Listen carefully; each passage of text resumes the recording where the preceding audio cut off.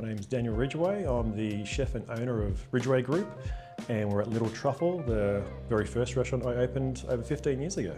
When I was very young, I think I was about 6 or 7 years old actually, my auntie, my dad's brother, he married a Thai lady, and we'd go to their house once a month and cook a Thai banquet. I loved it. And I have an older brother, and he's actually the oldest out of the greater family. So a lot of eyes on him and what he's gonna do, you know, like that pressure was on him. And I remember just being at these banquets with a mortar and pestle and mortar and just grinding spices because I love doing it. And my brother's getting badgered by the family. What are you gonna do? One week he's gonna be a police officer and he's gonna be a lawyer. And one day my nan turned around to me and just sort of, because it was chaotic, and you know, like, Daniel, what do you wanna do? And I'm like, oh, this is no good. Too much. I didn't care. I wanted to build cubby houses, you know, do simple things. I was 7. And I said, what am I doing now? And she goes, oh, you want to be a chef. Lucky enough, I just fell in love with it. What I love the most, it's always changing. Reinventing old things into new things. Common in every like fashion. It's the same thing with food. We go through fads that we think are amazing and to be here forever, then they're gone. And I like that. So it's not always staying the same, but I do like consistency where you've got your, especially with French cookery and modern cookery, there's a fundamental base that we all derive everything from. You need to know those techniques and skills, and if you know them well, then you know the world's your oyster when it comes to food. I always knew I wanted to do my own thing.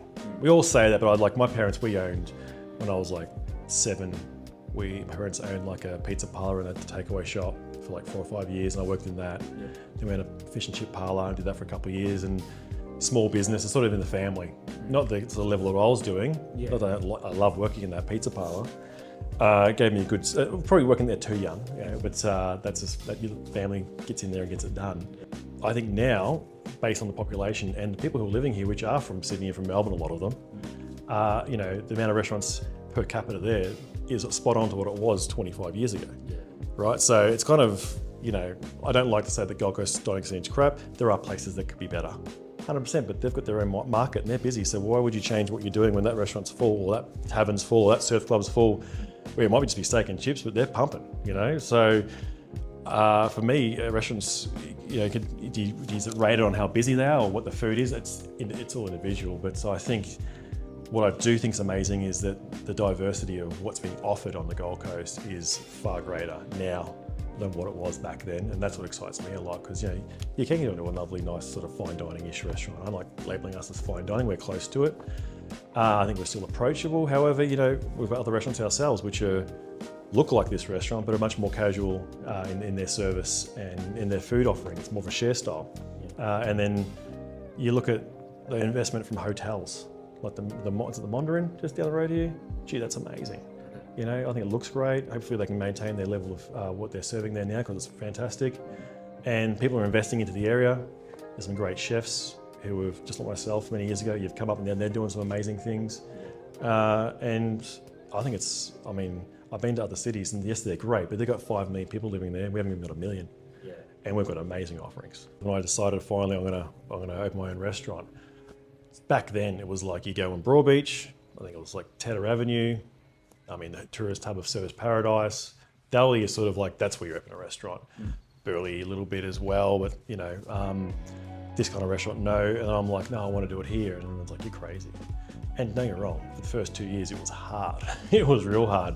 But we stuck to it, and it got just after that 2-year point, it just got busier and busier. And then what will happen is then one of the best Japanese restaurants on the Gold Coast, Etsu, next door here, like 3 doors down, opens up. And all of a sudden, there's 2 good restaurants. We got busier. I think within a couple of weeks, we increased our revenue by 20% by having another restaurant. Then Glenelg Public House opened up, Benemonite opened up. And then this place, this area here, there's probably 2,000 people that dine. Everyone's like, are there any car parking? I'm like, there's not. But 2,000 people will dine here on a Friday and a Saturday night. Between these 6 or 7 restaurants are within 100 metres of each other. Being 15 years now, or over 15 years now, we come to this situation a few years ago when the light rail, we knew it was always going to happen. I'm all for it, just wish it'd be faster. That is what it has to happen. It's happening, it's taking a long time. However, we're like, let's use this time to, I've opened up other restaurants and sold other ones, and COVID and all the other catering, but this has always been the first. And it wasn't neglected. It still had fantastic service and fantastic food, but it was a bit tired. And we're like, right, let's use this time. And had a fantastic landlord that allowed us to completely gut the restaurant we're building and make it to what we wanted to do. And the idea was, and we had plenty of years to think about it, is the idea was like you're walking in like Soho in London or New York, you go down a basement, you enter like a jazz bar, and you walk in, and I want those curtains at the front, so you go from the highway, the little area, then open up, and it's like that sensation. It's like a magic carpet, you know, transforming you from the Gold Coast Highway into what you've seen, and you have that wow factor. But also, we didn't gain a single seat by changing. We made a bit more space. We got a baby grand in there, which we have on most Fridays and Saturday nights, someone playing. And that just creates a whole new atmosphere. And we wanted the private room to be larger. There's actually up there's another curtain, which, you know, if you've booked that room, you can actually just tell the manager to press a button and the curtain will just block you off from the rest of the restaurant. It's very GC. So close the curtain. But, we actually think we lost 2 seats. We gained some bar dining, which people do have dinner at it's more of a pre-drink and post-drink situation there. But we're just so happy how it's turned out. And we don't intend on going anywhere anytime soon. However, we just knew it needed a facelift, and the light rail was coming along. We wanted to do this. We're like, well, let's talk to the landlord. Let's work out what we're doing. And we went over budget. We almost doubled what we said we were going to spend, as per usual, which we got there. However, it's quality and it's going to last. So we'll change bits and pieces as you do over the years, but this is here again another 15 years. Every piece of artwork is from Corinne Lewis, and she's from Byron Bay.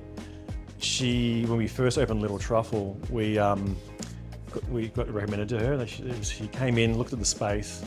We had these sheer curtains along over here, and she goes, "Oh, I'll do something."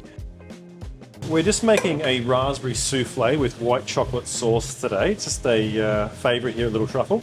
Essentially, you just need raspberries. There's a half a kilo there. I'm going to do a half batch. A full batch makes about 20 souffles. This will make about 10 to 15, depending on what size mould you have.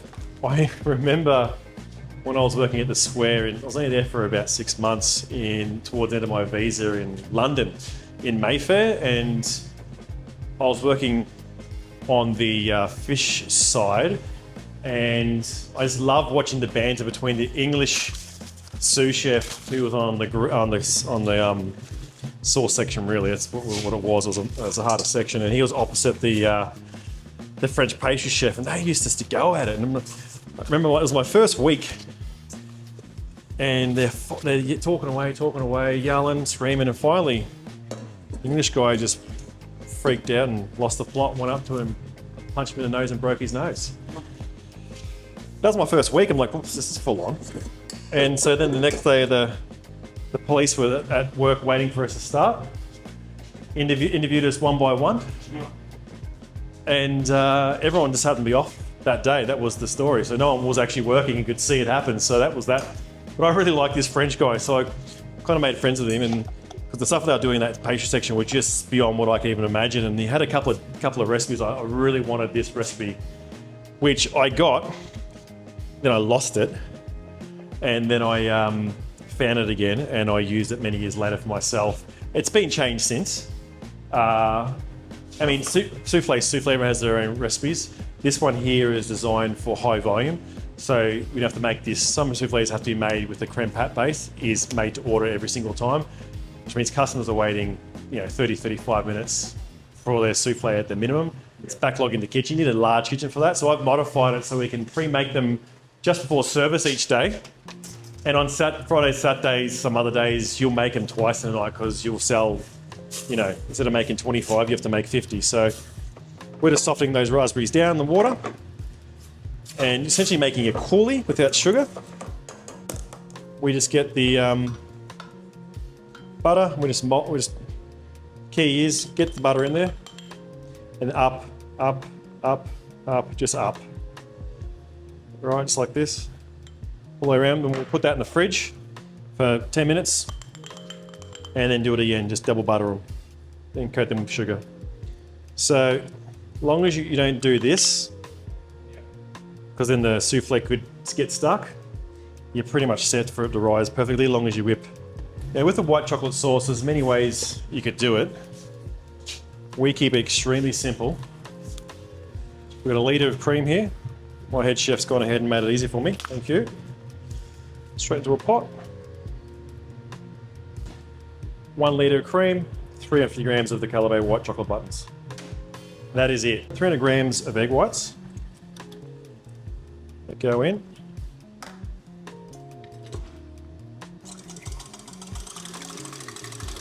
So, while that's going, raspberries are straight into the prefer. Now, probably shouldn't be this hot because doesn't like it, but just to get it done, we'll just pulse it.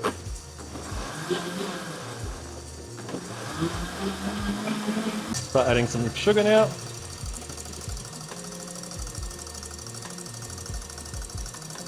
Whack that straight back into the pot. So, half a kilo of the raspberries, and we're going to add 350 grams of corn flour to that. And that's essentially is the base. Okay, let's heat it up. Now we just add the white chocolate to the cream. Now it's come up temperature. We do not want to boil this. We're just going to fold that through, let it melt through, and that is all you want to do.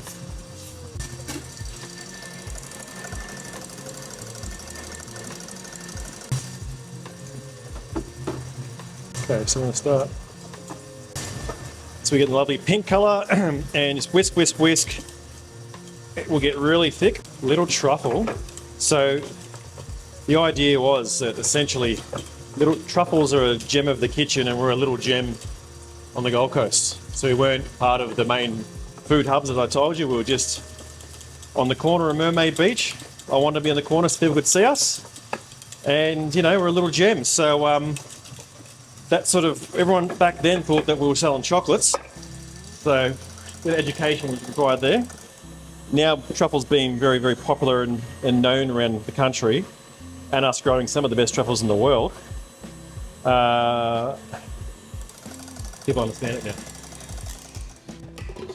Obviously that's normal. Looking for nice, thick, silky egg whites, and they are looking perfect. Done. Well, the butter's going to set, and then you can just go with warm butter again. You just go butter over butter, or just push butter around. So it's set the butter. It's thicker now. 2 coats is all you need. Then you just put sugar. If you're doing like a chocolate souffle, you do cocoa, which also give it a brown colour when it rises, whatever colour you do. And just go on to the next one. So that's ready to go to be piped into. Next, we'll get a bowl. So we're whacking all of that in there. While it's warm, it has to be warm.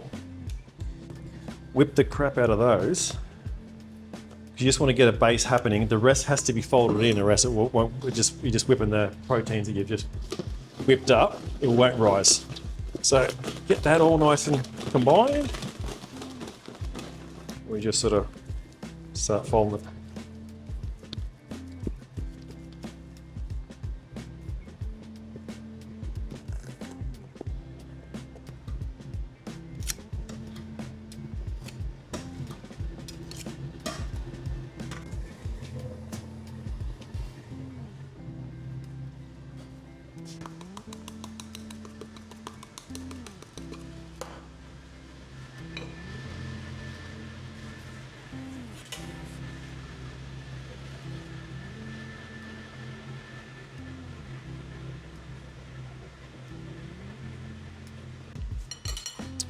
Awesome.